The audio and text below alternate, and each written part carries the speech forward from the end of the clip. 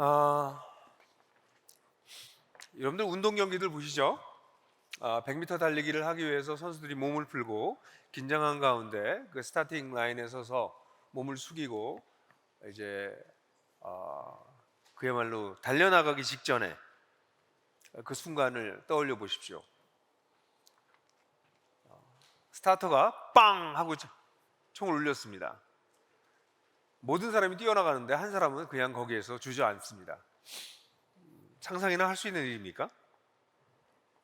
축구 경기를 시작할 때 뭐 국가도 부르고 뭐 온갖 몸도 풀고 선수들이 파이팅도 하고 군중들은 전부 박수를 치면서 관중들은 그것을 바라보고 있을 때 다 포지션이 갖춰진 상태에서 삑 하고 전반전을 울리는 휘슬이 울렸을 때 공을 가진 선수가 그 자리에 그냥 주저앉아 버린다면 그런 일을 상상이나 하실 수 있겠습니까?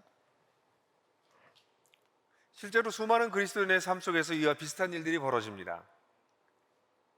메시아를 만나고 예수님을 영접하고 새로운 생명을 얻는 것은 회심하게 되는 놀라운 축복입니다. 구원을 얻은 것이죠. 근데 사실은 메시아를 만난 것, 구원을 얻은 것은 이제 출발점에 선 것입니다. 이제 100m를 달려나가야 될 때입니다. 이제 축구 경기를 시작해야 될 때입니다. 그런데 너무나 많은 그리스도인들이 불행하게도 그 자리에서 멈춰버리는 경우가 많습니다. 그리스도인들이 다 그때부터 달려나가기 시작하고 그때부터 멋있는 게임을 하는 그 인생을 살아나가야 되는데 우리 오늘 정은수 목사님처럼 정은수 목사님은 10대 때 예수님 만나고 평생을 이렇게 달려오셨는데 그렇게 살아오면서 열매를 맺는 사람보다는 그냥 구원받은 걸로 만족하는 사람들이 많은 이유는 무엇일까요? 실제로 많은 사람들이 성장하길 원합니다. 영적으로 성장하길 원하지만 성장하지 못한 채로 평생을 살아가다가 그냥 인생을 마치는 분들이 많아요. 근데 제가 나들목에서 지난 18년 동안 사역을 하면서 경험한 것은 예수를 믿고 난 다음에 제대로 주님을 따라가기만 한다면 보통 7년에서 10년이 지나면 영적 부모가 된다는 사실이었습니다. 다른 교회에서 우리 교회로 오신 분들도 이미 신앙을 가졌던 분들도 신앙이 오리엔테이션이 잘못되어 있지만 않다면 심각하게 잘못된 오리엔테이션이 있을 수 있어요. 그렇지만 않다면 그래서 건강하게 주님의 말씀에 반응하고 살아가게 된다면 한 5년만 지나면 영적 부모의 초기 단계에 모두 돌입하게 된다는 것을 보았습니다. 그러나 그렇게 되는 사람들이 있는가 하면 또 많은 그리스도인들은 교회도 다니고 큐티도 하고 가정교회도 하고 또 어떤 사람은 그렇게 책을 많이 읽어요. 기독교 서적을. 기독교 서적만 읽는 것이 아니라 인문과학까지 다 읽는데도 불구하고 별로 영적으로 성장하지 않는 사람들도 있습니다. 도대체 이 성장의 열쇠는 어디에 있는 걸까요? 저는 지난주에 여러분들하고 같이 바울에 대한 이야기를 잠깐 나눴어요. 바울이 회심해서 일반적인 부르심을 받고 특별한 부르심을 받았던 그 출발점에 대한 이야기를 좀 나눴잖아요. 저는 오늘 여러분들하고 같이 이 바울이 어떻게 이 성숙해 나갔는지에 대한 이야기를 하려고 그래요. 사실 바울의 서신을 보면서 바울이 어떻게 성숙해 나갔는지를 가늠하기는 좀 어렵습니다. 그러나 바울의 가르침들을 살펴보면 재구성해 보면 바울이 이렇게 성장했겠구나, 매우 중요한 세 가지 요소 또는 세 가지 단계를 발견할 수 있는데요. 그 첫 번째는 바울은 중심 진리를 잘 이해하고 받아들였어요. 그리고 그 진리를 자신의 삶과 사역의 기반으로 삼았습니다. 그것뿐만 아니라 자신이 알고 있는 이 놀라운 진리를 자신의 언어로 사람들에게 나누었어요. 중심 진리를 이해하고 받아들이고 그것을 자신의 삶과 사역의 기반으로 삼고 그렇게 살아가면서 그것을 누구에게인가 자신의 언어로 나누었습니다. 이 세 가지는 단계일 수도 있지만 사실은 순환되는 것이어서 점점 깊어지는 것이죠. 저는 오늘 여러분들하고 같이 바울이라고 하는 한 사람이 성숙해 나갔던 과정을 좀 역추적하면서 우리들도 어떻게 하면 이렇게 성숙한 삶, 바울과 같은 삶, 우리 정은수 목사님과 같은 삶, 그런 삶을 살 수 있을까? 그걸 좀 살펴볼까 해요. 첫 번째, 사도 바울은요, 예수님이 가르치셨던 가르침이 뭐죠? 중심 가르침이 뭐죠? 다 같이 한 목소리로 예수님의 중심 가르침? 네, 하나님 나라라고 얘기하는 교회가 많지 않아요. 사랑 뭐 이런 얘기들 많이 하잖아요. 하나님 나라, 제가 덧붙이지 않겠습니다. 하나님 나라입니다. 핵심적인 하나님 나라예요.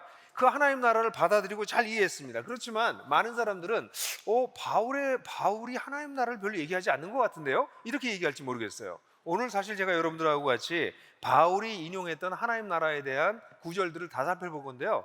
13구절밖에 되지 않아요, 사실. 너무 적죠.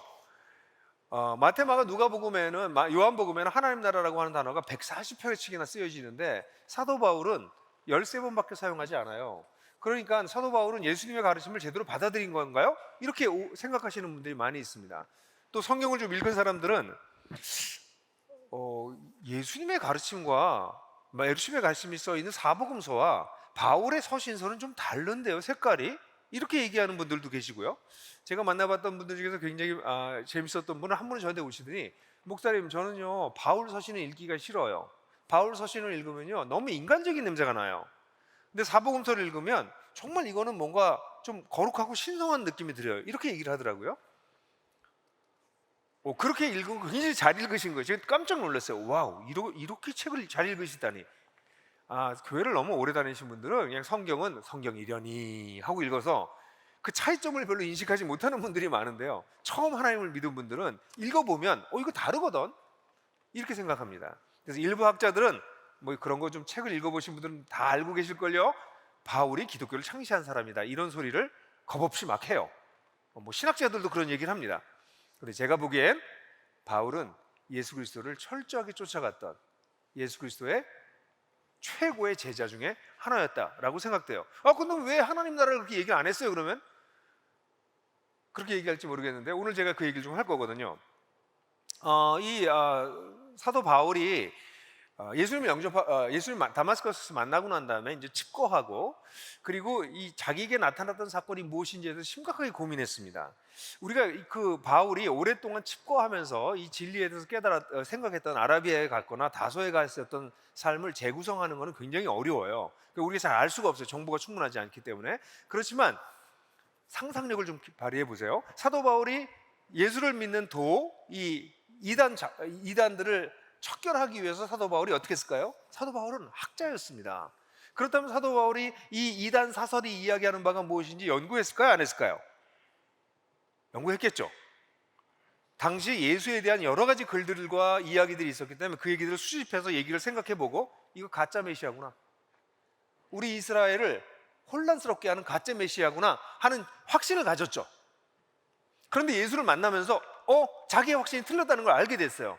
그러면서 자기가 지금까지 평생을 공부하고 평생을 따라왔던 여호와 하나님에 대한 생각이 바뀌기 시작하고, 구약 성경을 통해서 보았던 메시아가 오셔서 하실 일에 대한 새로운 시각이 막 형성됐던 것이죠. 그러다가 바울이 다소에 있을 때 바나바가 바울을 다소에서 안디옥에 데려다가 같이 바나바랑 사역을 했어요. 사역을 하다가 1차적으로 처음으로 바나바랑 헌금을 가지고 예루살렘에 갔다가 오면서 누굴 데려왔을까요? 마가를 데려왔어요. 그런데 그럼 바나바랑 만났을 때 바울은 어땠을까요? 바나바는 예수를 만났을 가능성이 굉장히 큰 사람입니다. 그럼 예수님에 대한 질문을 많이 했겠죠. 예수님께서 들었던 이야기들 많이 물어봤겠죠. 그죠? 이건 성경에 안 나와 있는 내용이지만 당연히 그랬겠죠. 그뿐만 아니라 마가를 데려왔어요. 마가는 누군가요? 초대교회가 마가의 다락방에서 시작된 거 아시죠? 마가는 예루살렘에 살았던, 예수님을 직접 보았을 뿐 아니라 그의 다락방을 빌려드려서 거기서 제자들이 모였다가 성령이 임하는 사건이 일어났던 사람이니까, 마가는 예수님에서 굉장히 가까이에서 아마 많은 학자들은 70인 중에 한 명이었을 것이라고 보는데요, 그렇게 예수님을 가까이에서 봤던 사람이에요. 그뿐만 아니라 마가는 마가복음을 썼어요. 마가복음은 가장 먼저 쓰여진 사복음서 중에 하나입니다. 복음서 중에서 제일 먼저 쓰여졌어요. 67년에서 70년 사이에 쓰여졌을 거로 대충 봅니다. 60년대 초나 60년대 후반쯤에 쓰여졌을 거라고 보이는데 그걸 쓴 사람이에요. 그래서 마가가 바울을 만났어요. 그럼 어떻게 했을까요? 또 바울은 마가한테도 얼마나 많이 물어봤겠어요, 예수님에 대해서. 여보세요. 성경을 읽을 때요, 그냥 이렇게 읽지 마시고 생각해보면 그 뒤에 굉장히 재미있는 스토리들이 있었겠구나라는 걸 알 수 있죠. 근데 이 마가가 예수님의 사상을 요약한 게 뭐죠? 우리 나들목에서 수없이 제가 얘기했죠. 마가복음 1장 15절. 때가 찼다, 하나님 나라가 가까이 왔다, 회개해라, 복음을 믿어라. 회개하고 복음을 믿어라. 이게 마가가 마가복음을 통해서 예수님의 사상을 요약한 한 구절이다 라는 이야기는 여러분 귀에 못이 박혔죠. 이게 못이 안 박힌 분들은 못이 박히도록 다시 공부하셔야 돼요. 제가 그 얘기를 다시 할 수는 없어요.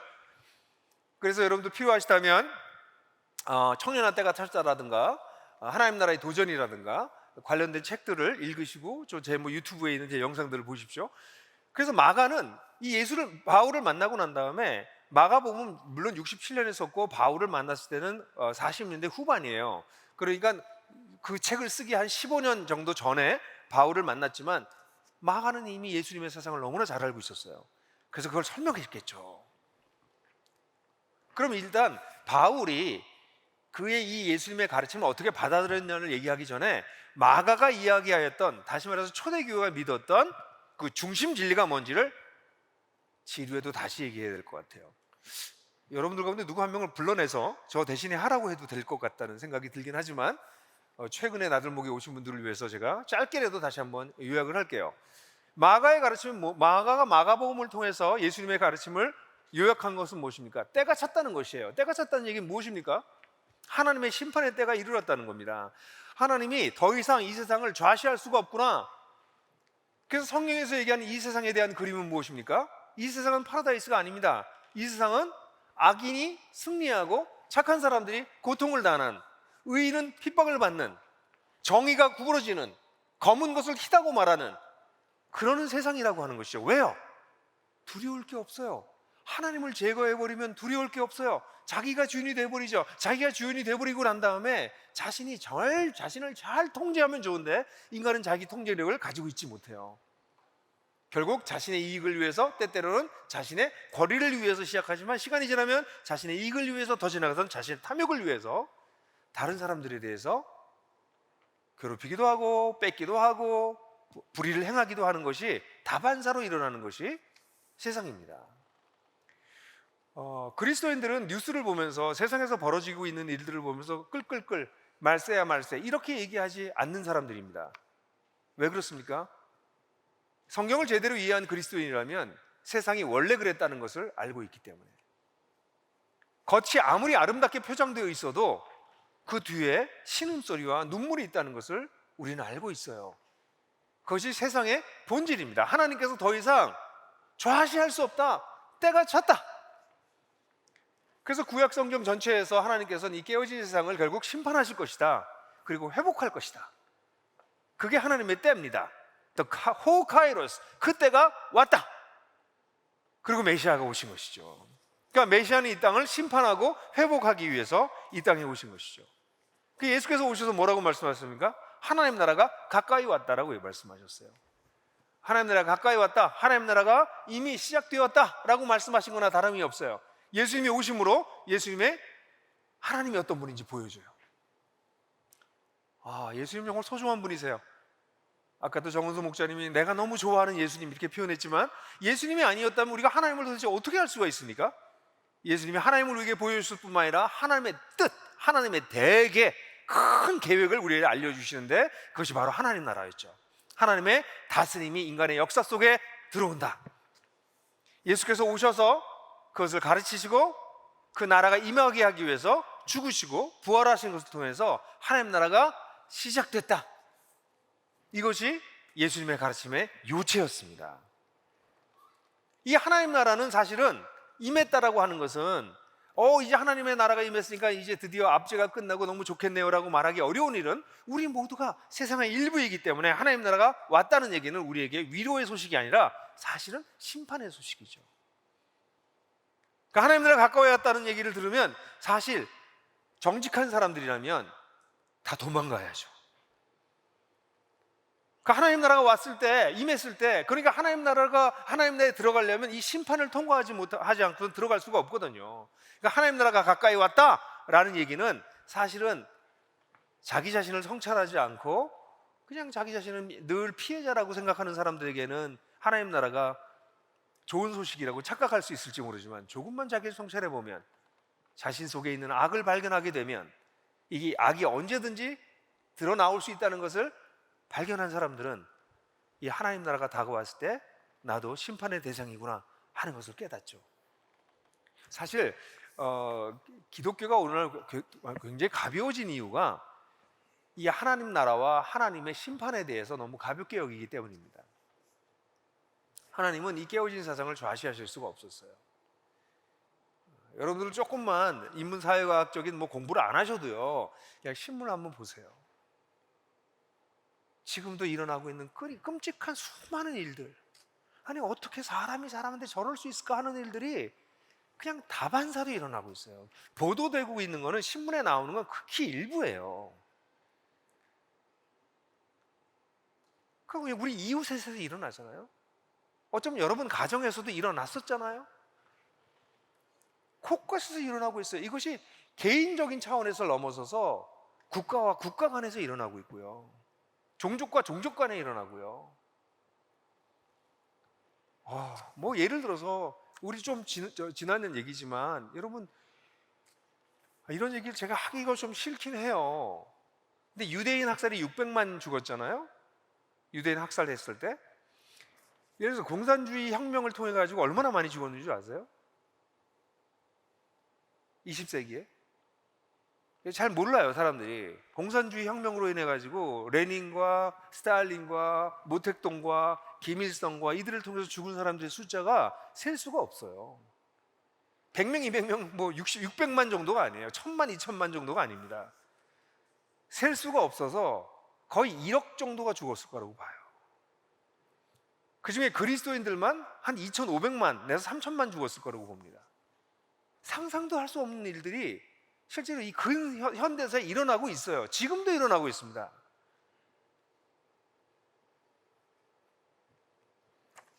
코로나, 이것도 대단한 재앙이지만 사실 인류는 이미 재앙 속에 들어와 있어요. 우리가 보지 않고 알지 못하고 무시하고 눈을 돌리고 있을 뿐이지. 그런 세상을 하나님께서 그냥 두실 수가 없어서 하나님께서 심판하시려고 하시다가 하나님 나라가 임하게 하시고, 그래서 우리 모두가 심판받을 수밖에 없는 세상인데, 근데 하나님 어떻게 하셨어요? 모두 심판받을 수밖에 없기 때문에 회개하라, 나에게 돌아와라. 그럼 거기에 누가 계세요? 예수께서 계신 것이죠. 복음을 믿어라. 복음이 무엇입니까? 내가 받아야 될 심판을 예수께서 대신 받으셨다는 것이에요. 이 악하고 깨진 세상의 일부가 되어서 심판받을 수밖에 없었던 나를 위해서 대신 예수께서 심판을 받으셨기 때문에 그분을 믿을 때 내가 그 심판을 모면하고 하나님과의 관계를 회복할 수 있는 자리에 들어갈 수 있다. 그래서 하나님 관계가 들어갔으니까 특별히 편애를 받는 거예요? 아니, 이제 하나님 편이 되어서 하나님의 다스림을 드러내는 인생을 사는 것. 그것이 회심의 출발점에 선 사람들이고, 그리고 그들은 이제부터 하나님과 함께 이 깨어진 세상이 일부가 돼서 악한 세상이 더 악해지는 것을 막고, 약자들이 고통당하는 것을 막고, 우리가 할 수 있는 한 가난하고 힘든 자들을 도우며, 무엇보다도 이것을 가능하게 하신 예수 그리스도를 사람들에게 알리며 살아가는 것, 이게 하나님 나라의 이 회개하고 복음을 믿은 사람들이 사는 삶인 것이죠. 오늘날 기독교가 문제가 된 게 뭐냐면, 이런 얘기들을 제대로 가르치지 않고, 이게 성경에서 분명하게 얘기하는데도 불구하고 이것을 일부만을 가르치는 거죠. 예수님이 네 죄를 위해서 돌아가셨어. 그래서 너 예수를 믿으면 너는 이제 천국을 갈 거야. 맞는 얘기예요. 근데 굉장히 많은 부분을 생략해버렸죠. 우리가 살고 있는 세상이 얼마나 깨어져 있어서 주님께서 오셨는지, 이 깨어짐에 대한 얘기를 하지 않아서 사람들은 이 세상이, 이 깨어진 세상의 일부가 돼서 성공하는 것에 박수를 쳐요. 악을 가속화시키고 있는 일을 하는데 거기에 대해서 박수 쳐요. 전문직이라고 얘기하면서, 프로페셔널이라고 얘기하면서, 재테크라고 얘기하면서. 악한 세상이, 이 깨어진 세상이 이것 때문에 예수께서 돌아가셨는데, 이 얘기 빼버리니까 예수 믿고 이 땅에서 복 받는 것이죠. 이 땅에서 어떻게 복을 받아요? 하나님께서 복을 주셨다면 그걸 나누라고 주시는 거죠. 철저하게. 그렇잖아요. 그냥 상식적으로 생각해 보세요. 세상이 이렇게 깨져 있는데 내가 복을 받고 있어요. 그럼 하나님이 나를 편애해서요? 하나님은 정말 정의로운 하나님이셔서 예수께서 말씀하신 것처럼 악인과 선인에게 동일하게 비를 내리시고 햇빛을 내리시는 분이라고 하셨는데, 나에게 특별히 축복을 많이 하셨어요. 그것이 건강이 됐든 돈이 됐든 지식이 됐든 능력이 됐든 배경이 됐든 무엇이 됐든 우리에게 그걸 많이 주셨다면 그거 왜 주셨겠어요? 나누라 하시는 거죠. 공정하신 하나님께서 당연한 거 아니에요? 근데 이 기독교를 이렇게 깨어진 세상에 대한 얘기를 하지도 않고, 이 깨어진 세상을 회복하기 위해서 예수께서 오셨다는 얘기도 하지 않고, 예수만 믿으면 마음의 평안을 얻고 천국에 갈 거라고 얘기하니까 기독교는 결국 신령 안정제, 천국 입장권으로 전락해버리는 거죠. 심각한 상황이에요. 저는 오늘날 한국 교회를 보면서 너무 안타까워요. 여러분들 잘 분별하셔야 됩니다. 이제는 너무나 많은 자료들이 돌아다녀요. 유튜브로도 통해서도 그렇고 온갖 자료들이 돌아다녀요. 그걸 잘 보셔야 됩니다. 도대체 무슨 얘기를 하고 있는지.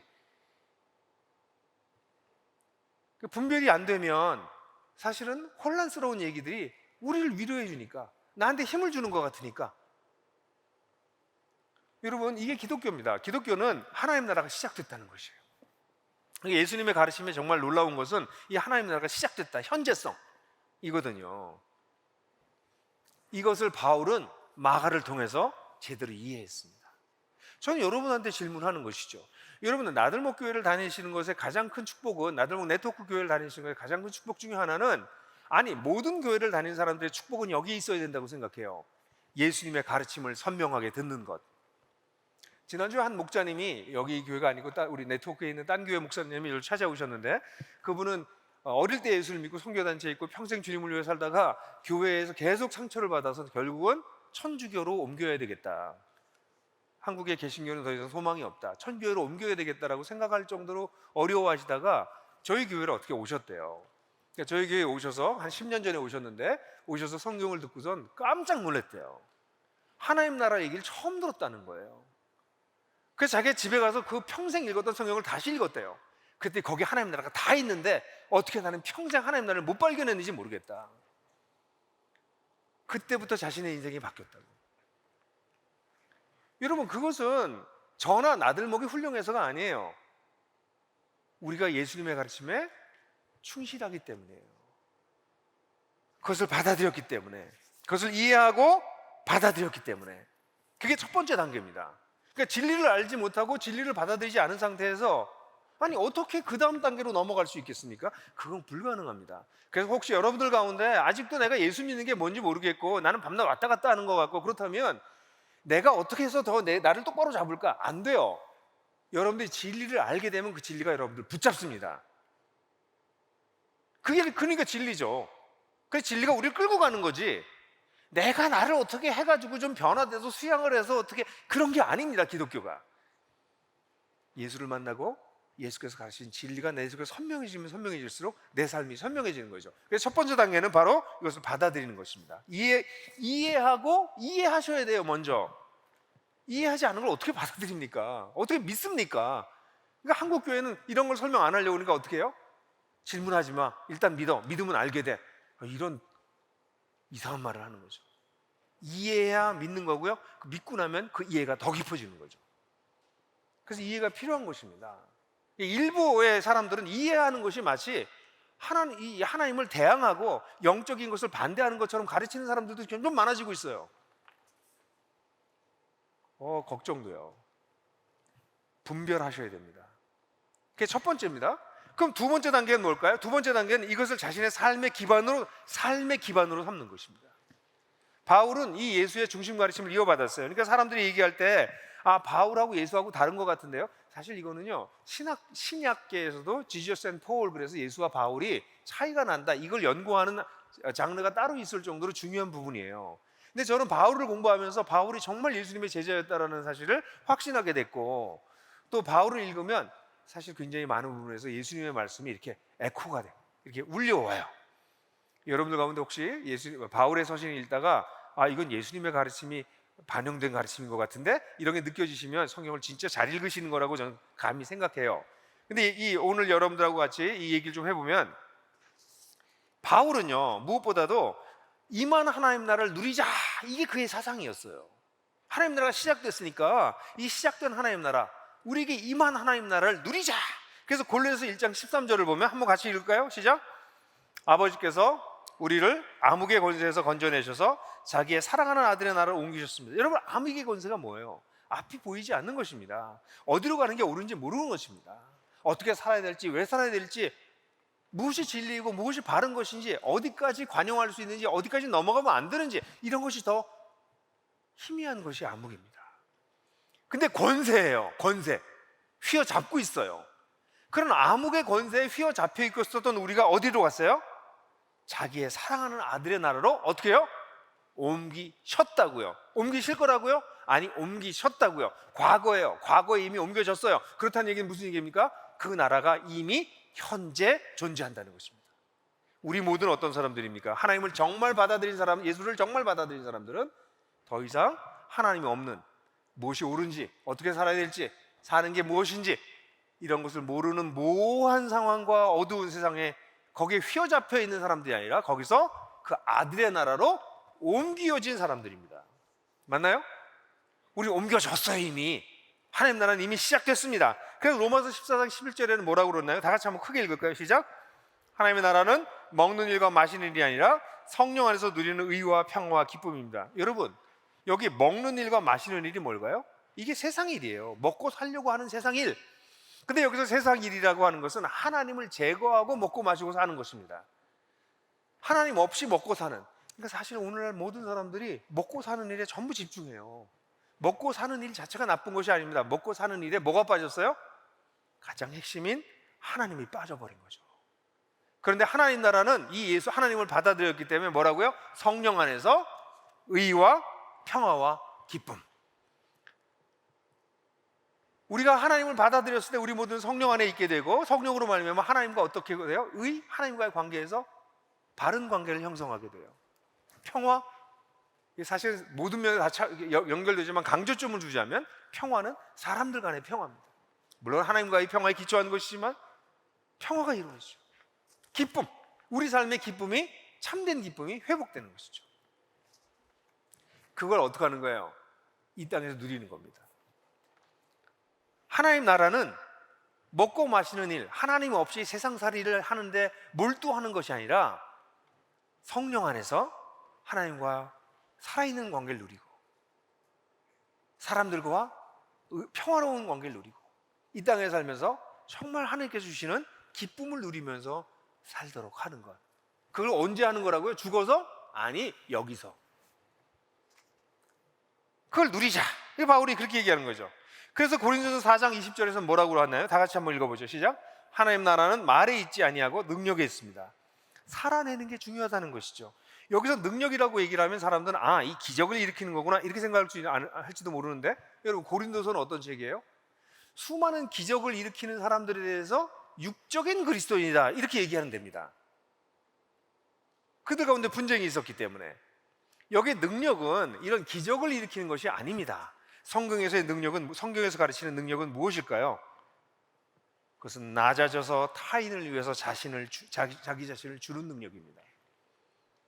그게 성경에서 얘기하는 능력입니다. 성경의 능력은 기적을 일으키고 초자연적인 현상을 일으키는 것을 능력이라고 얘기하지 아니하고, 예수 그리스도처럼 낮아져서 다른 사람을 살리기 위해서 자기 자신을 줄 수 있는 것, 그것이 능력이라고 이야기합니다.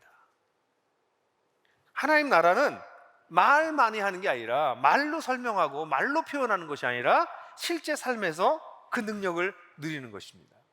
그리스도인들 가운데 적지 않은 사람이 저한테 그렇게 말해요. 목사님, 저는요 제가 구원을 받았는지 안 받았는지 잘 모르겠어요. 제 마음에 그런 느낌이 별로 없어요. 어떤 사람이 기쁨도 넘친다고 그러고 마음에 평안이 막 온다고 그러고 이러는데 저한테 그런 게 없어요. 이렇게 얘기를 하는데, 이것은 그분이 틀린 게 아니고요, 한국 기독교가 너무 사회화돼서 그래요. 내 느낌이 어떤가? 난 위로를 더 많이 받고 싶고, 왜냐면 교회 가면 늘 위로해 주거든요. 위로의 메시지가 넘쳐나거든요. 꼭 구약시대 때 소선지자들이, 거짓 선지자들이 평화다 라고 얘기한 것처럼, 당신들에게 하나님의 평화가 있습니다. 당신 위로받을 자격이 있으십니다. 하나님 당신을 사랑하십니다. 끊임없이 그런 메시지를 듣거든요. 그게 틀리진 않았어요. 그건 맞는 얘기인데, 어떤 맥락에서 그런 일이 벌어져야 돼요? 당신이 당신 자신을 세상을 쫓아가지 아니하고 주님을 위해서, 이웃을 위해서 당신을 비우고 낮아질 때 하나님부터 말할 수 없는 위로가 옵니다. 말할 수 없는 축복이 내립니다. 그건 맞는 얘기인데 앞부분 빠지는 거죠. 사랑하는 교자매 여러분, 하나님 나라는 말하지 않고 능력에 있는데요, 내가 구원받았나 하는 것은 내가 얼마나 느끼느냐가 중요한 게 아니고요, 솔직히 우리 느낌은 얼마나 간사합니까? 그 느낌으로 하나님의 축복을 가늠하시려고 하면 하나님을 여러분의 감각 수준으로 떨어뜨리는 것입니다. 여러분이 구원받은지를 확신할 수 있다면 그것은 여러분이 내가 하나님의 다스림 밑에서 살아가고 있는 것을 의식하는 거에 있어요. 하나님이 주인이신데, 내가 이렇게 막 살면 안 되는데, 내가 이렇게 하나님 잊어버리고 살면 안 되는데, 세상의 가치관에 쫓아서 살면 안 되는데, 세상이 얘기하는 이런 거 두려워서 거기 굴복하면 안 되는데, 이런 생각이 드시면 부정적인 차원에서라도 하나님의 다스림을 의식하는 것이에요. 더 긍정적이 된다면 하나님의 공의를 이 땅에 어떻게 드러낼까? 약자를 돌아보시는 하나님의 편에 대해서 산다는 게 뭘까? 이 세상에서 선한 일을 하면서 산다는 것은 무엇일까? 이건 긍정적인 생각이에요. 그래서 내가 하루를 지내고 난 다음에 내가 오늘 선한 일을 좀 했나? 내가 하나님 편에서 하나님과 함께 무슨 동행을 좀 했나? 이런 생각을 하면서 잠자리에 드신다면, 아니 부정적으로 내가 크리스찬으로 이렇게 살면 안 되는데, 이런 생각, 이게 부정적인 것이고 긍정적인 양쪽이 다 있는데 이쪽이면 좋겠어요, 긍정적인 것이. 근데 그런 생각을 가지고 있다면 여러분들은 크리스찬이에요 이미. 근데 그런 생각이 전혀 없다, 세상에서 어떻게 더 잘 먹고 잘 살지만 계속 생각한다, 그럼 복음을 제대로 이해하지 못한 것이에요. 집 얘기, 돈 얘기, 재미있는 얘기, 여행 얘기, 세상에서 할 수 있는 그것만 계속 보고 있으면 나는 그걸 못 가지고 있고, 텔레비에 나온 사람은 다 가지고 있고 나만 불행하고, 아니 왜 그렇게 속아 사냐는 것이죠. 아니에요. 그리스도인이라고 하는 것은 이미 임한 하나님 나라를 누리는 사람들입니다. 성령 안에서의 의와 평화와 기쁨, 그걸 누리는 거예요. 여러분들, 저는 그걸 여러분들이 정말 누리게 되시길 간절히 바라요. 여러분 여기 눈이 열리시길 바라요. 며칠 전에 아침에 일어났는데요, 여러분들도 그러시나요? 저 새벽에 좀 일찍 일어나요 요즘요. 그래서 뭐 5시나 5시 반쯤에 일어나는데, 일어나가지고 기도를 하려는데 기도할 마음도 안 생기고, 보통 찬양을 하거든요 제가. 근데 그날은 또 찬양도 하기 싫고, 뭐 주님 이런 날도 있죠, 뭐 사는 게 다 그렇지 뭐. 그러니까 가만히 생각하니까 불평할 게 너무 많아. 막 불평을 할 걸 생각하니까 막 쭉 나와요. 와, 내 인생이 왜 이렇게 공고하냐, 이 나이가 몇인데 이제 나도 이거 다 접고 좀 어디 가서 편하게 살면 안 되나, 뭐 이런 생각이 들면서 막 불평의 묵상을 한 30분 하다 보니까 정말, 그러다가 어느 순간에 너 옛날에 네가 썼던 저널을 한번 읽어보자, 이런 생각이 갑자기 들었어요. 제 저널이 88년도부터 컴퓨터에 있거든요. 그래서 88년도 저널을 읽어서 1월 달 거 꺼내서 봤어요. 그리고 다시 89년도 1월을 또 읽었어요. 그러고 난 다음에 88년, 89년에 그 상황에서 하나님이 나를 여기까지 끌고 오셨구나. 그래서 하나님이 내 인생 속에서 하신 일들을 조금씩 생각하기 시작하니까 마음속에 다시 감사가, 기쁨이, 열심히 살아야 되겠다는 마음이 막 올라오더라고요. 여러분, 우리 마음은 늘 그래요. 저조차 그래요. 우리의 눈이 열리기를, 세상은 우리에게 끊임없이 네가 불행하다고, 네 인생이 복잡하다고, 네 인생에 문제가 많다고 끊임없이 얘기하거든요. 딴 사람을 봐. 근데 성경은, 우리 하나님은 그 속에서 너를 어떻게 인도하고 있는지를 봐라. 제가 아까 정원숙 사모님 위해서 기도하다가 잠깐 눈물이 났던 게, 저분이 인생 되게 힘들게 사셨거든요. 아는 사람만 알아요. 근데 기쁨을 잃지 않고 사셨어요. 도대체 그 비밀이 어디냐는 거죠. 그 수많은 사람을 살렸어요. 여러분, 바울이 우리에게 얘기해 주신 건 이거예요. 임한 하나님 나라를 누리자. 누리자. 여기서 누리자. 죽어서 가는 데가 아니라 여기서 누리자입니다. 두 번째는, 그런데 그게 하나님 나라가 완전하지 않기 때문에 우리가 하나님 나라를 기다리자. 그래서 디모데후서 4장 18절 한번 같이 읽어볼까요? 시작. 주님께서 나를 모든 악의 일에서 건져내시고 또 구원하셔서 그분의 하늘나라에 들어가게 해주실 것입니다. 이건 데살로니가서 2장 12절에서도 너희를 부르셔서 자기 나라와 영광에 이르게 하시는 이런 표현이 나와요. 이런 표현들은 뭘까요? 하나님 나라가 아직 임하지 않았다는 것이에요. 하나님 나라가 임할 것이라는 것이죠. 궁극적인 완성에 이를 때까지, 근데 여기 뭐예요? 이르지 않은데 하나님께서 어떻게 하신다고요? 악한 일에서 건져내시고 구원하셔서 우리를 지켜주실 것이라는 겁니다. 여러분, 이 땅에 살다 보면 위협을 느낄 때가 있지 않으세요? 세상에서 위협을 느끼실 때, 이러다가 쫄딱 망하는 거 아니야? 이러다가 완전히 버림받는 거 아니야? 이러다가 완전히 무시당하는 거 아니야? 이러다가 실패하는 것 아니야? 여러 가지 위협이 여러분들에게 오지 않으시나요? 그때 하나님께서 마지막까지 너희들을 지킬 것이다, 마지막 날이 그것이 완성될 것이다, 이렇게 얘기를 하시는 것이죠. 그러면서 고린도전서 15장 24절을 보면 다 같이 한번 읽어볼까요? 시작. 그때가 마지막입니다. 그때 그리스도께서 모든 통치와 모든 권위와 모든 권력을 폐하시고 그 나라를 하나님 아버지께 넘겨드릴 것입니다. 사실 이 절은요, 23절에서 부활의 첫 열매이신 그리스도 이후에 그리스도께서 이제 재림하시고 난 다음에 그리스도에 속한 사람들이 부활할 거고, 그리고 난 다음에 예수님께서 세상에 있는 모든 권세를 전부 다 폐하고 세상에 하나님의 나라, 자신의 나라를 하나님께 드린다라고 하는 굉장히 특이한 표현이에요. 성경에 이렇게 많이 나타나지 않는 표현입니다. 근데 예수님이 자신의 나라를 하나님께 프레젠테이션, 드리는 것으로서, 그래서 하나님의 다스림이 완벽하게 세상에 임하는 것으로서 세상이 마무리될 거다, 새로운 세상이 열릴 거다라는 얘기를 하고 있는 것이거든요. 그런 마지막 때가 있을 거라는 것입니다. 여러분 보세요. 지금 우리가 살고 있는 세상에 통치와 권세와 권력을 보십시오. 세상의 통치를 보십시오. 정치사를 공부해 보십시오. 세계 정치사에 그나마 좀 괜찮았던 애가 몇 번이나 있나요? 몇 년이나 지속되나요? 세상에 있는 모든 권력을 한번 보세요. 지금 권력은 자본 권력이 제일 무섭잖아요. 자본 권력들이 보여주고 있는 행패가 얼마나 큽니까? 권위, 지식인들이 보여주고 있는, 지식인들이 오늘날은 지식이 힘이에요.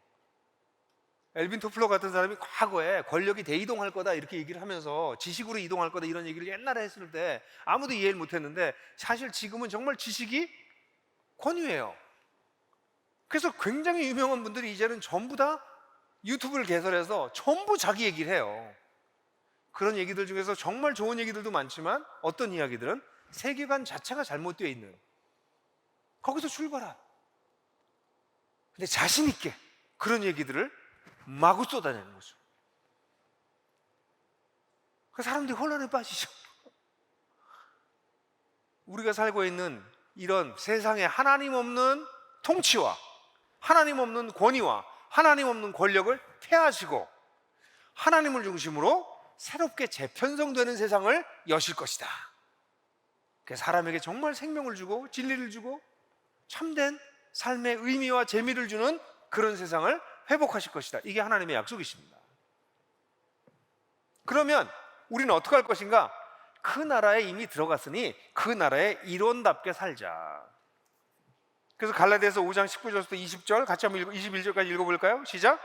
육체의 행실은 환히 드러난 것입니다. 곧 음행과 더러움과 방탕과 우상숭배와 마술과 원수매짐과 다툼과 시기와 분냄과 분쟁과 분열과 파단과 질투와 술취함과 흥청망청 먹고 마시는 노름과 그와 같은 것입니다. 이것이 하나님 없이 벌어지는 일들이에요. 여러분, 여기 나와 있는 모든 단어 하나하나를 뭐 다 해설할 필요가 없을 것 같아요. 그냥 보시면 아시는 단어들입니다. 근데 오늘날 사실은 이 단어들을 아름답게 표현해서 사람들에게 추구하라고 대중매체를 통해서 끊임없이 우리를 부추기고 있어요. 성은 아름다운 것이지만 음행은 더러운 것입니다. 즐거운 파티는 아름다운 것이지만 방탕한 파티는 그 말 그대로 방탕한 것입니다.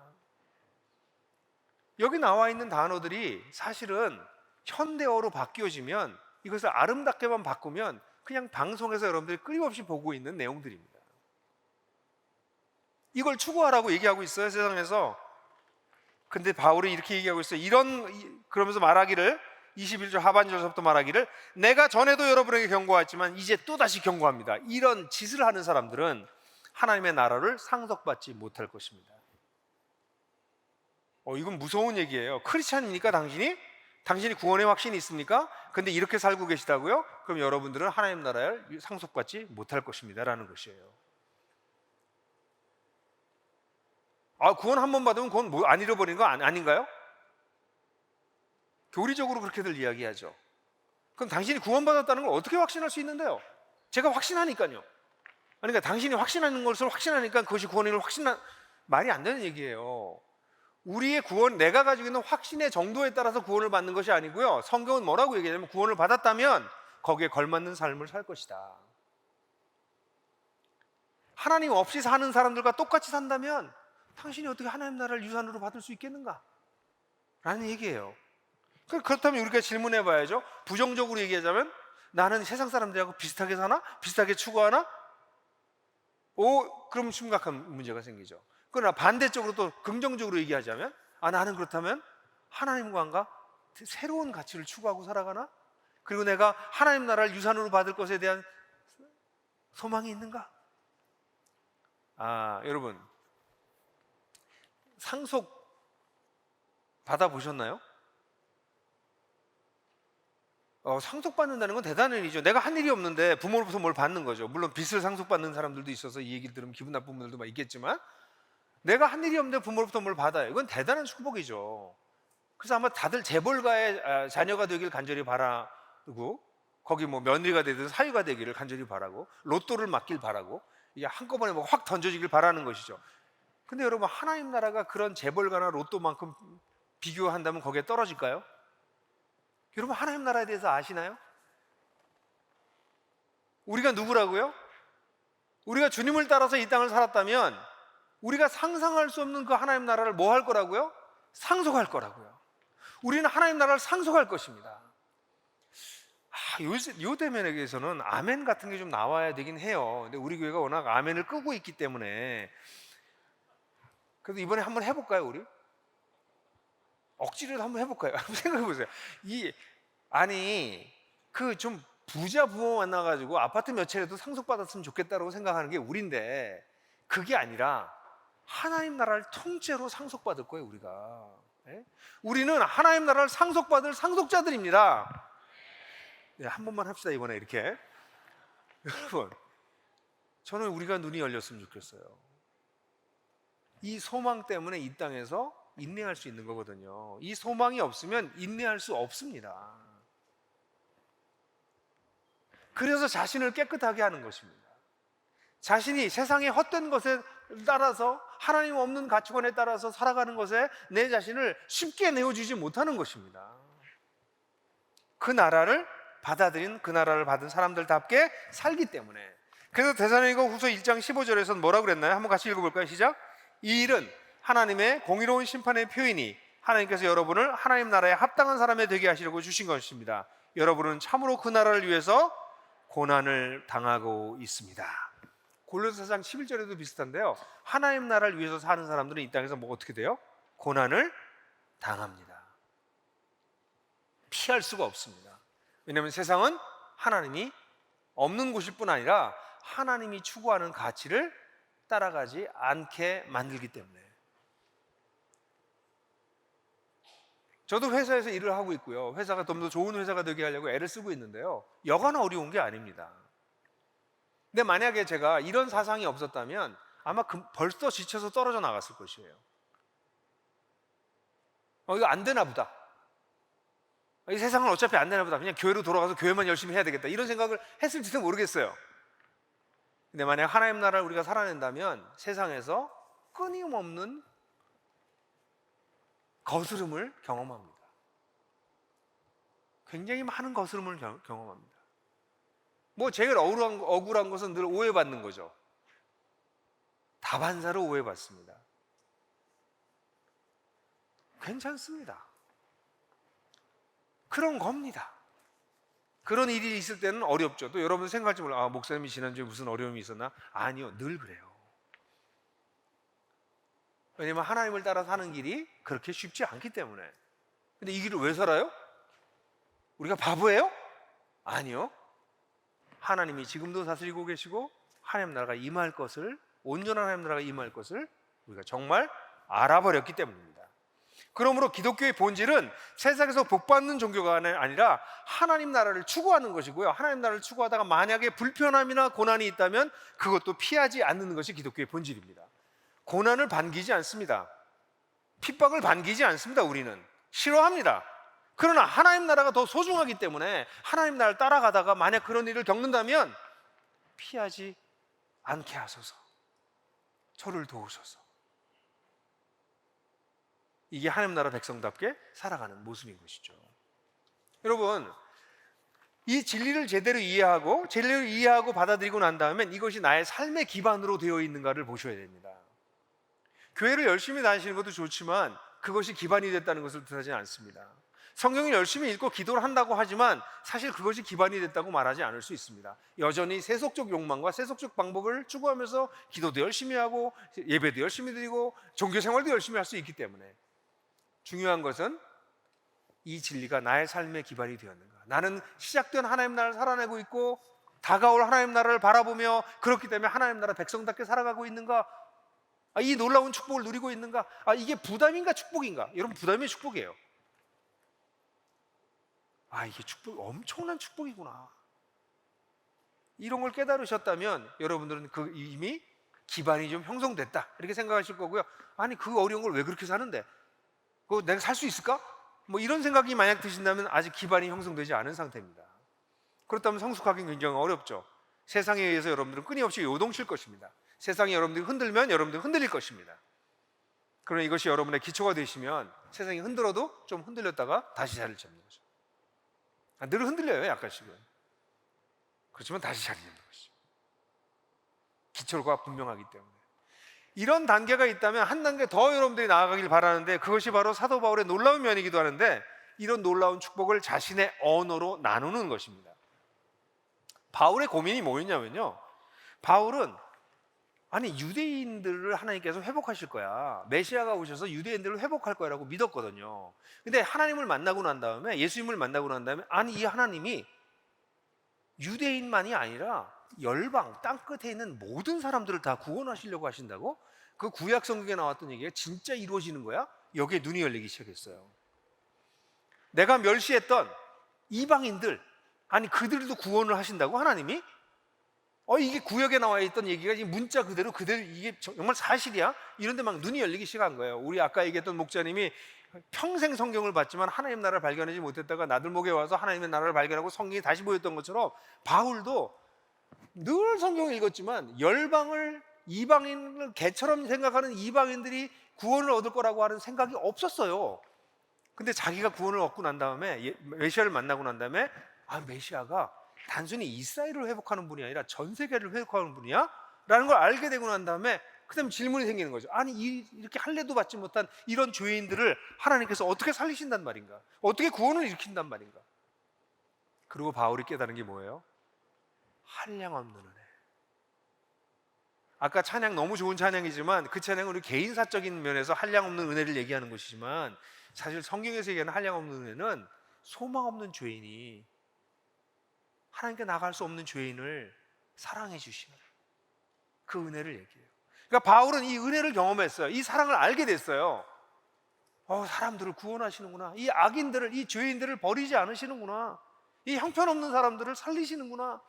하나님의 사랑이 이런 것이구나. 이걸 깨달았어요. 그러니까 이거를 어떻게, 이 퍼부어주는 사랑과 은혜를 이 모든 사람에게 어떻게 전하지? 이게 바울의 위대한 부분이에요. 바울의 가르침이 예수님의 가르침이랑 좀 달라 보이는 이유가 여기에 있어요. 예수님은 팔레스타인 지역에서 가르치셨고 바울은 이 내용을 가지고 그리스, 로마, 그레코 로만이라고 하는 그리스, 로마 세상에 가지고 들어왔어요. 이 일반적인 도시에 살고 있는 사람들에게 이 농부와 같이 팔레스타인 지역 농경사회에서 가르쳤던 이런 가르침이 아니라 이것을 도시 문화 속에 있는 그리스도인 사람들에게 어떻게 알려줄까? 이게 바울이 고민이었습니다. 자기가 누린 축복을 뭐 하는 거예요? 자기의 말로 나누고 싶은 거예요. 여기에 바울의 위대한 부분이 있어요. 그래서 바울은 자기가 누린 진리를 어떻게 전수해 줄까를 어떻게 알려줄까를 고민한 거예요. 그래서 바울은 하나님 나라라고 하는 단어 대신에 그리스도 안이라고 하는 단어를 많이 씁니다. 아까도 얘기한 것처럼 하나님 나라가 사복음서에서 120번 정도 사용됐는데 바울 서신에는 13번밖에 사용되지 않았어요. 대신에 학자에 따라 다르지만 164번이나 그리스도 안이라는 단어를 씁니다. 바울이. 그리스도 안, in him, in whom 이것까지 다 포함해서 한 164번 정도 썼다고 학자들이 얘기하는데 이건 숫자를 다르게 카운트해요. 왜냐하면 대명사랑 관계대명사가 예수를 그리스도를 지칭하는 거냐 아니냐에 따라서 해석이 달라질 수 있어서 정확한 숫자는 모르지만 160번 정도 썼다고 봐요. 그럼 바울이 썼던 글이 한 320절 되는데 두 절마다 한 번씩 그리스도 안이라는 단어가 나온다는 얘기예요. 대단하죠. 제가 나중에 시간이 정말 되면 그리스도 안에 대한 것만 모아서 설교를 따로 하고 싶은데 분리해서. 그러니까 바울에게 그리스도, 근데 그리스도가 누구예요? 그리스도 원래 히브리어가 뭐라고 그랬죠? 메시아. 메시아는 누구예요? 하나님 나라를 가져오신 분. 그래서 바울은 하나님 나라라는 단어를 아마도 로마 제국에서 일했기 때문에 로마 제국과의 갈등을 피하기 위해서 나라라고 하는 단어를 좀 피하고 대신에 메시아 안에서라는 단어를 써요. 그러면서 하나님의 이 한량없는 은혜와 사랑이 어떻게 모든 사람들에게 흘러갔는가 이걸 설명하려고 애를 써요. 그게 바울 신학입니다. 제가 이 얘기를 다 할 수는 없죠, 여러분들한테. 나중에 요 설교를 제가 2014년에 강론으로 한 게 있고요. 사실은 올해 요거를 하나씩 다 하려고 그랬는데 제가 하지 않기로 했어요. 다음번에 다시 하기로 했고 여기까지만 하기로 했는데 원하시는 분들은 들으시면 돼요. 거기 나온 것처럼 바울은 속죄, 칭의, 속량, 입양, 화목, 새로운 사람과 새로운 피조물, 성화와 영화 이런 단어들을 바울이 갖다 써요. 근데 이 단어가 뭐냐면 당시의 사람들에게 매우 익숙한 그림 이미지예요. 그래서 이 단어들을 통해서 바울 자신이 누리게 된 이 한량없는 은혜, 이 사랑을 사람들도 좀 깨달을 수 있도록 표현하는 것이에요. 이게 예를 들어서 속죄, 이건 제사에서 온 그림이거든요. 이건 자신의 죄의 문제를 해결할 수 없는 인간을 하나님께서 죄를 속하여 주는 그림을 얘기하고요. 이건 약간 구약적인 그림이 크죠. 그렇지만 옛날에는 모든 종교가 속죄 의식이 있었기 때문에 이게 이해하기가 쉬웠겠죠. 그 다음에 칭의, 이건 법정 단어예요. 이건 뭐냐면 사형 선고를 당할 수밖에 없었던 인간에게 하나님께서 의롭다고, 사형 아니야, 이 사람 의로와 라고 선언해주는 법정적인 그림을 가지고 와요. 바울은 속량이라고 하는 단어는 노예 시장의 그림이거든요. 죄에 팔려서 노예로 살 수밖에 없는, 죄에 끌려다니며 살 수밖에 없었던 인간을 하나님이 어떻게 사오시는지에 대한 것을 속량이라고 하는 단어로 표현해요. 입양, 이것은 가족이 단어고요. 이거는 구약에서도 많이 됐고 고대 사회에서 특별히 로마에서 많이 했던 것인데 가족이 아닌 고아 같은 사람을 자기의 가족으로 삼는 것이죠. 그러니까 입양이라고 하는 단어를 통해서는 고아와 같이 살던 우리가 하나님의 자녀가 되도록 하나님께서 어답션, 우리를 입양시키셨다는 거죠. 화목은 사회적인 관계예요. 하나님을 배반해서 원수가 되었던 인간을, 요즘으로 얘기하면 손절했던 인간을 다시 관계를 화해시키는, 그것에 대한 화목에 대한 단어를 얘기하고요. 새로운 사람과 새로운 피조물이란 옛 질서에 의해서 사라져버릴 수밖에 없는 인간. 근데 이 사람들을 새롭게 창조하는 그림이고요. 영어와 성화는 종교적인 의미인데요. 도저히 하나님을 닮아갈 수 없는 인간이 하나님을 닮아갈 수 있게 만들 수 있다는 그림이에요. 제가 이거 1시간짜리 한 번씩 해야 될 거를 그냥 1분마다 요약해 드렸는데요. 바울의 서신은 이런 걸로 가득 차 있습니다. 이게 다 왜요? 이 모든 게 왜요?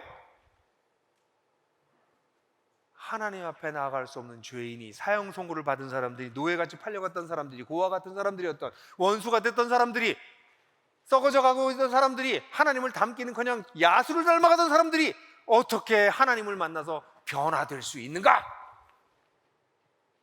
그게 바울이 깨달은 거였어요. 와, 하나님을 만나면 이렇게 변화되는구나. 하나님 나라에 들어가면 이렇게 변화되는구나. In Christ, 그리스도 안에 있으면 이렇게 변화되는구나. 이걸 얘기해 주고 싶었던 거예요. 저는 여러분들에게 지금 얘기한 단어들이 성경을 읽으면 밤낮 나오는 단어들이거든요. 이걸 머리로 이해하지 마시고요, 이걸 누리시게 되길 간절히 바라요. 나중에 이 설교를 찾아 들으셔도 되고, 나중에 제가 설교를 다시 하면 이거 하나하나를 깊이 얘기할 텐데, 그걸 깊이 묵상하셔서 머리로 이해하시고 난 다음에 그 다음에 뭐 해야 돼요? 여러분 이걸 누리셨으면 좋겠어요. 내가 더 이상 고아가 아니구나. 하나님 아들이구나. 진짜 날 돌보시는구나. 와, 내가 하나님의 원수가 아니라 하나님 난 정말 화목하고 날 좋아하시는구나. 와, 내가 진짜 새로운 피조물이 돼서 몸은 계속 후퇴하고 있지만 새로운 피조물로 발돋움하는 날이 가까워 오고 있구나. 내가 야수같이 사는 게 아니라 하나님을 닮아가는구나. 이런 걸 누리시는 게 신앙이 깊어지는 겁니다. 이걸 이론적으로 설명하는 게 아니라 이것을 정말 깊이 경험하는 것, 누리는 것. 그래서 내가 그래요. 예수 때문에 내가 메시아 안에 있는 덕에 이렇게 변하고 있어요 라는 것을 누리는 것이 신앙생활입니다. 그러므로 여러분들에게 마지막에 말씀드리고 싶은 것은 이걸 여러분들 나누려고 하십시오. 여러분들이 누리고 있는 진리를, 이 축복을 나누십시오. 나누면서 그것이 더 심화되고 나누면서 여러분들이 가지고 있었던 허점들이 발견될지도 몰라요. 그리스도인들끼리 모여서 그리스도인들끼리만 너무 우리가 믿고 있는 내용을 주고받으면요, 그 내용 자체가 자꾸 의미를 상실하고 퇴색되고 종교적으로 전락할 수 있어요. 그러니까 우리끼리 얘기할 때 다 아는 얘기지만 사실 세상 나가서 워킹을 안 하거든요. 근데 우리끼리 얘기하면서 다 맞아. 에코 챔버 이펙트라고 하는 게 있어요. 그 반향실 효과 이렇게 번역하던데, 방에서 에코가 울리면 에코가 자꾸 들려서 그 소리밖에 안 들리는 거예요. 그러니까 크리스찬들의 위험성이 뭐냐면 크리스찬들끼리만 모여서 있으면 우리가 얘기하는 걸 주고받아서 우리 얘기랑 늘 그냥 옳다고 생각해. 이걸 심각하게 생각하지 않아. 이게 세상에 나가면 얼마나 대단한 진리인지, 얼마나 세상에서는 부대끼는 진리인지. 근데 그 얘기를 세상에서는 얘기 안 하고 우리끼리 모여서만 얘기해. 그럼 반향 효과가 일어나서 우리끼리 얘기할 때는 늘 맞아. 오늘 이 시간도 마찬가지예요. 예배할 때는 다 맞아. 예배 끝나고 나가면 it doesn't work. 일하지 않아요. 그럼 여러분 거가 아직 아닌 거예요. 이게 여러분들의 것이 되려면 세상에 나가서 이것이 작동하는가를 보셔야 됩니다. 그러기 위해서 제일 좋은 게 뭘까요? 여러분들이 믿고 있는 진리를 바울처럼 하나님을 모르는 사람들에게 설명해 주려고 하는 것이에요. 그럼 여러분들의 허점이 발견될 거예요. 여러분들의 믿음에 사실은 작동하지 않고 있는 여러 가지 것들이 발견될 거예요. 괜찮아요.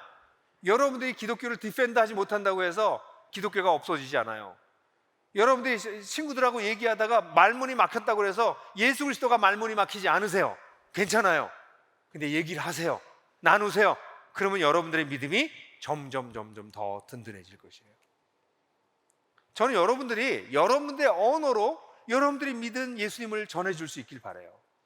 교회에서 외워준 게 아니라, 누가 가르쳐준 게 아니라, 어떤 포뮬러가 아니라 내가 만난 예수, 나의 인생을 변화시키신 분, 그분을 여러분의 언어로 증언하게 되시기를 간절히 바라요. 제가 풍성한 삶으로의 초대나 하나님 나라의 도전 같은 책을 쓴 이유는 그걸 가지고 여러분들이 외워서 하라는 게 아니라 그걸 같이 들으시고 그 다음에 여러분들의 간증을 하라는 것이에요. 친구들하고 이 이야기를 나는 이렇게 받아들였어, 내 인생은 이렇게 변했어, 그걸 나누시라는 거예요. 그래서 이 한량없는 은혜, 말할 수 없는 하나님의 은혜에 여러분들의 친구들이 들어오게 하십시오. 이걸 어떻게 혼자 누려요? 2022년은 여러분들의 친구들과 가까이 있는 직장 동료든 아파트 주민이든 여러분 동창이든 여러분 가족이든 누군가와 여러분들이 믿고 있는 내용을 여러분들의 말로, 나는 이랬어, 난 이렇게 믿게 됐어, 난 이렇게 변했어 라는 이야기를 하시는 일들이 여러분들이 있게 되길 바라요. 그건 전도를 위해서가 아니고요, 여러분들의 신앙이 깊어지기 위한 것이고 여러분들의 변화와 성장을 위해서 필수적이기 때문에 그래요. 다시 얘기하겠지만 다른 사람에게 얘기해 주지 않을 정도로 복음이 가볍다면 아직 복음이 아닌 것이죠.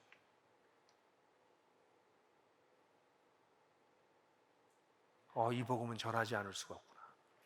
어떻게 전하지? 실패해도 괜찮아요. 같이 나누세요. 사랑하는 자매 여러분, 일반적인 부르심에 이르셔서 주님이 부르셔서 여러분 출발점에 쓰셨어요? 100m 선에 쓰셨습니까? 축구 경기를 하기 위해서 이제 포지션을 다 갖추고 운동장에 쓰셨어요? 휘슬이 울렸습니다. 그럼 너무 빨리 뛰실 필요 없고요, 너무 혼자 앞서 나갈 필요 없고요, 그러나 움직이십시오. 움직이십시오. 그래서 여러분들 가운데 세월이 지나고 난 다음에 한 5년, 7년 지나고 난 다음에 깜짝 놀라는 일들이 여러분들에게 다 있게 되길 바라요. 아니, 내가 이렇게 성장했다고? 이렇게 변했네? 진짜네. 중심 진리를 이해하고 받아들이고 그 기반 위에 삶을 놓으려고 애를 쓰고, 그러면서 이것을 부족하고 허접한 언어지만 누구와 나누려고 하고, 이것이 선순환되기 시작하면 사람은 반드시 성장합니다.